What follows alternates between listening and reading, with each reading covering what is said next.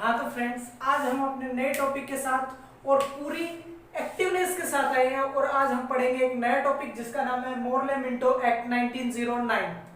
जैसा कि हम अभी तक पूरी मॉडर्न हिस्ट्री एक कहते हैं ना step by step upon cover करते आ रहे हैं। आप सभी वीडियो जरूर देख लें। उसके बाद अपन चलते हैं किसके ऊपर, 1909। भाई 1857 से लड़ते लड़ते लड़ते लड़ते कहां पर आ गए, 1909 पे, 1909 पर। अब यहाँ पर क्या हुआ, यहाँ पर कांग्रेस अपना एक वो देख रही थी कि कुछ मिलेगा, हमें कुछ मिलेगा, अच्छे दिन आएंगे। क्या सच में अच्छे दिन आए? जो हमने बात की थी स्वदेशी मूवमेंट की बात की थी, उसके अंदर कांग्रेस ने काफी अच्छे से पार्टिसिपेट नहीं किया। क्यों नहीं किया? क्योंकि वो सोच रहे थे हमारे अच्छे दिन आएंगे 1909 के अंदर। क्या वो सच में आए अच्छे दिन? उनके बारे में डिस्कस करते हैं। तो मैं आपको बता दूं कि जो मोरले मिंटो एक्ट है, इसके अंदर मोरले मिंटो एक्ट, इसका नाम कैसे पड़ा? इंडियन काउंसिल एक्ट 1909 है, ये आपको बता दूं। इसको मोरले मिंटो एक्ट 1909 के नाम से जाना जाता है। क्यों जाना जाता है वो सबसे ज्यादा इंपॉर्टेंट है, क्योंकि मोरले और Minto secretary of state plus दूसरा कौन था अपना, वाइसरॉय, उनके नाम पर इसका नाम पड़ा है। तो चलो हम अब बिना टाइम वेस्ट किए हुए आगे चलते हुए हम देखते हैं सबसे पहले बैकग्राउंड। जितने भी काउंसिल एक्ट पढ़े हम उनको 5 हिस्सों में तोड़ा है हमने उनको पहले एक एक करके, और फिर हमने पढ़ाई की है। सबसे पहले हम पढ़ते हैं बैकग्राउंड, फिर हम पढ़ते हैं कंट्रोल ऑफ गवर्नमेंट, कौन कंट्रोल कर रहे हैं वहां पर इंडिया में, फिर उसके बाद एडमिनिस्ट्रेशन, किस प्रकार से एडमिनिस्ट्रेशन चल रहा है, फिर उसके बाद सेंट्रल लेजिस्लेचर कि किस प्रकार से लेजिस्लेचर चलेगी, अपनी लेजिस्लेचर में किस प्रकार से काम हो रहा है, कौन कौन इंसान है उसके बारे में, फिर उसके बाद प्रोविंशियल लेजिस्लेचर के बारे में अपन डिस्कस करते हैं। लास्ट में हम कंक्लूजन लेते ही हैं पूरे लेक्चर का। तो पूरा लेक्चर आप सबके सामने आने वाला है, तो कहते हैं पूरा वीडियो देखना, तभी चीजें समझ आएंगी। और आप पीछे की वीडियो जरूर देख लेना, पूरी मॉडर्न हिस्ट्री करवा रखी है मैंने। तो सबसे पहले चलते हैं बैकग्राउंड, क्योंकि चीजों का पता तभी चलता है जब हम थोड़ा सा बैकग्राउंड पढ़ लेते हैं। तो बैकग्राउंड पढ़ना बहुत ही ज्यादा नेसेसरी है। तो अपन चलते हैं सीधा बैकग्राउंड पे। बैकग्राउंड में देखा जाए कि 1909 से थोड़ा सा पहले चलो, 1906, इसके अंदर दो महत्वपूर्ण काम हुए थे। इस साल के अंदर 1906 के अंदर दो महत्वपूर्ण काम हुए थे, और उसके बाद जस्ट बाद में क्या हुआ था, मुस्लिम लीग बनी थी। तो दो महत्वपूर्ण काम क्या क्या थे? एक का नाम था लिबरल पार्टी। लिबरल पार्टी जो कि डेमोक्रेटिक पार्टी थी, कहां पर, ब्रिटेन के अंदर, उसकी जगह अब एक नई सरकार आ चुकी थी जिसका नाम था लिबरल पार्टी।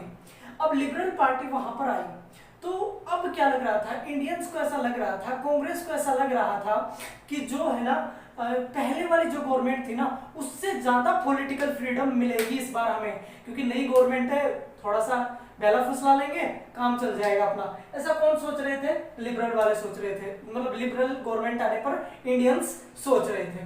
सेकंड चीज जो कि बहुत ही ज्यादा इंपॉर्टेंट है, वो है मुस्लिम लीग। मुस्लिम लीग का फॉर्मेशन हुआ था। अब मुस्लिम लीग क्या चाहती थी? मुस्लिम लीग चाहती थी सेपरेट इलेक्टोरेट।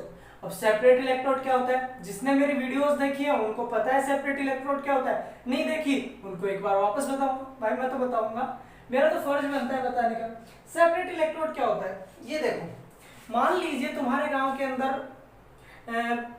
अपन ज्यादातर क्या लेते हैं, क्रिश्चियंस है और हिंदू है, ठीक है, आपके गांव के अंदर। अब जो क्रिश्चियंस है ना, टोटल जो संख्या है ना, टोटल नंबर्स ऑफ पीपुल्स, तो उनकी संख्या मान लीजिए कि आप 70% तो हिंदू है और 30% क्या है, क्रिश्चियंस है। तो इसमें क्या होगा कि हिंदू, ये सेपरेट इलेक्टोरेट के हिसाब से हिंदू वो करेंगे कि हिंदू ही वहां पर क्या करेंगे, लीडर खड़ा करेंगे अपना वोटिंग के लिए, और वोटिंग राइट्स भी सिर्फ वहां पर किसको होगा, हिंदुओं को ही होगा।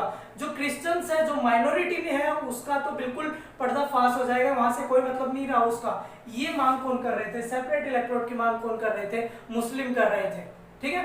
तो समझ में आया, मतलब जिसकी मेजोरिटी वही सब कुछ करेगा, वही वोटिंग करेगा, वही लीडर बनाएगा, मतलब माइनॉरिटी वालों का तो पत्ता साफ। तो ये कौन चाहते थे? मुस्लिम लीग चाहती थी। अब मुस्लिम लीग, आपको पता है कि एग्जीक्यूटिव काउंसिल बनी हुई थी, तो एग्जीक्यूटिव काउंसिल के अंदर दो इंडियंस की डिमांड की थी। किसने? मुस्लिम लीग ने। अब उन दोनों इंडियंस में से क्या बोले? बोले एक तो मुस्लिम होना चाहिए पक्का, मतलब खुद का पेट भरना चाहिए, भाड़ में जाए जनता, वो वाला सिस्टम था। तो मतलब कि वो क्या चाहते थे कि एक तो वाइसरॉय जो एग्जीक्यूटिव काउंसिल है उसके अंदर एक तो मुस्लिम होना चाहिए, दूसरा कुछ भी हो हमें कोई मतलब नहीं है। तो मुस्लिम्स के लिए कहना चाहते थे। तो आप समझ चुके होंगे पूरी तरीके से कि बैकग्राउंड क्या था। बैकग्राउंड जैसे ही खत्म होता है हम आगे आते हैं किसके ऊपर, कंट्रोल के ऊपर, कि किसका कंट्रोल था, क्या कंट्रोल में कुछ चेंजमेंट हुआ था। तो पिछले काउंसिल एक्ट पे निकलते हैं, किस पे, 1892 पे। चलो उससे भी पीछे चलते हैं एक बार, 1861 पे। 1861 में आया था। 1861 वाले काउंसिल एक्ट में क्या था कि जो सेक्रेटरी ऑफ स्टेट है वो ब्रिटेन के अंदर बैठा हुआ है, ब्रिटेन की पार्लियामेंट से अपने हुक्म वगैरह चलाता है, और यहाँ पर इंडिया में कौन है भाई साहब, वाइसराय बैठा हुआ है, वो उसके इशारों पर नाचता है और वो फिर इंडियंस को नचाता है। ये काम कहाँ पर हो रहा था, अपनी एडमिनिस्ट्रेशन के अंदर हो रहा था 1861 से। उसके बाद 1892 में कोई चेंजमेंट नहीं हुआ। तो सर बात यहाँ आती है, हम तो 1909 पढ़ रहे हैं, क्या यहाँ कोई चेंजमेंट हुआ, यहाँ भी कोई चेंजमेंट नहीं हुआ। मतलब एडमिनिस्ट्रेशन के अंदर कोई चेंजमेंट नहीं हो रहा था 1861 से लेके 1909 तक। जैसे ही अपने कंट्रोल ऑफ गवर्नमेंट हो गया, मतलब नहीं चेंजमेंट नहीं हुआ, तो क्या ही पढ़ोगे, बता तो दिया, सेक्रेटरी ऑफ स्टेट और वाइसरॉय दो थे। उसके बाद देखो भाई एडमिनिस्ट्रेशन यहां पर आती है, सबसे पहले चलते हैं 1861 में, पीछे चलते हैं पहले। पीछे क्या था, वाइसरॉय होंगे प्लस 6 एग्जीक्यूटिव काउंसिल होंगे।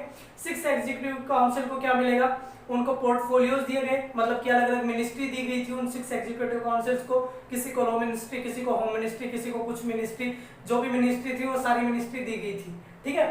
फिर उसके बाद पोर्टफोलियोज मिल चुके थे। दूसरी चीज, वाइसरॉय को ऑर्डिनेंस पावर दी गई थी। ऑर्डिनेंस पावर क्या होती है, ऑर्डिनेंस पावर वो होती है जिसपे अर्जेंट मैटर्स के ऊपर वाइसरॉय क्या ले सके, अपने डिसीजंस या रूल्स मेकिंग कर सके, और वो कितने दिन तक वैलिड रहेगी, कितने महीने तक वैलिड रहेगी, 6 मंथ तक वैलिड रह सकती है। ये अर्जेंट मैटर के लिए ऑर्डिनेंस मिल चुके थे, ठीक है। और अब ये तो सर पिछले में भी थे, अब क्या चेंजमेंट हुआ 1909 में, क्या नया आया, बहुत बड़ा चेंजमेंट हुआ भाई। और मतलब पूरा पासा पलट गया यहाँ पर आके। एग्जीक्यूटिव काउंसिल के अंदर एक इंडियन को शामिल कर लिया गया पहली बार। तो participatory of the first Indian in the executive council किसके अंदर मिला अपने को, मोरले मिंटो एक्ट 1909 के अंदर। और पहले पार्टिसिपेंट कौन थे एग्जीक्यूटिव काउंसिल के अंदर, सत्येंद्र सिन्हा। नाम तो सुना होगा नहीं इनका, काफी सुनोगे इनका नाम, आगे आगे चलते चलते देखो कहाँ कहाँ आते हैं। तो सत्येंद्र सिन्हा पहले ऐसे एडमिनिस्ट्रेशन के अंदर एग्जीक्यूटिव काउंसिल के अंदर शामिल हुए थे, पहले भारतीय। बहुत बार पूछा गया, पता नहीं कितनी बार पूछा गया, तो ये अपने को याद रखना है। उसके जस्ट बाद हम चलते हैं किसके ऊपर, सेंट्रल लेजिस्लेचर के ऊपर। तो समझ में आ गया एडमिनिस्ट्रेशन का वर्क। अब जो सेंट्रल लेजिस्लेचर है ना, इसके अंदर अलग ही फंडा चल रहा था भाई। अपन चलते हैं किसके अंदर, 1892 के अंदर। 1861 में भी चेंज था, 1861 से 1892 के अंदर चेंज था। तो चेंज देख लेते हैं। 1892 के अंदर क्या हुआ था, एग्जीक्यूटिव काउंसिल्स थी, ठीक है। उसके बाद क्या थे, एडिशनल मेंबर्स भी थे। तो एडिशनल मेंबर्स कितने हो सकते थे उस टाइम पे, 10 से लेके 16 तक, कि 10 तो मिनिमम और 16 क्या थे, मैक्सिमम थे। जिनके अंदर 6 तो क्या होंगे, ऑफिशियल होंगे, और 10 क्या होंगे, नॉन ऑफिशियल होंगे, फिक्स था ये, ठीक है। Official plus non official. फिर इसके अंदर भी क्या होते थे, जो 10 होते थे नॉन ऑफिशियल, ये भी क्या करके आते थे, चुन चुन के आते, अपॉइंट होके आते थे वाइसरॉय के द्वारा से। इसमें क्या था, एक कोलकाता के चैम्बर से आता था, 4 प्रोविंसेस से आते थे, प्लस 5 मेंबर्स नॉमिनेट करके आते थे। ये ऐसा चल रहा था इधर फंडा। लेकिन क्या चेंजमेंट सर, अब क्या हुआ, अब बहुत ही बड़ा चेंजमेंट हुआ 1909 में। क्या हुआ, जो 16 मेंबर थे उसको बढ़ा के कितना किया गया, 16 से लेके 60 तक, कि मिनिमम तो 16 हो ही सकते हैं, एग्जैक्ट जो मैक्सिमम है वो कितने रहेंगे, 60 रहेंगे। और भाई मिनिमम कोई नहीं रखता, ऐसे जब मिलता है ना 60 मेंबर रह सकते हैं तो 60 ही रहते हैं, सीधी सी बात है।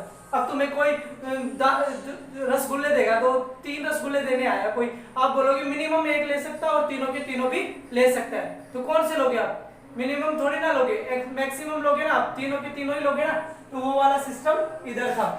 इसके अंदर क्या था, official plus non official members दोनों थे, ठीक है। तो official plus non official members total कितने हो गए, 32।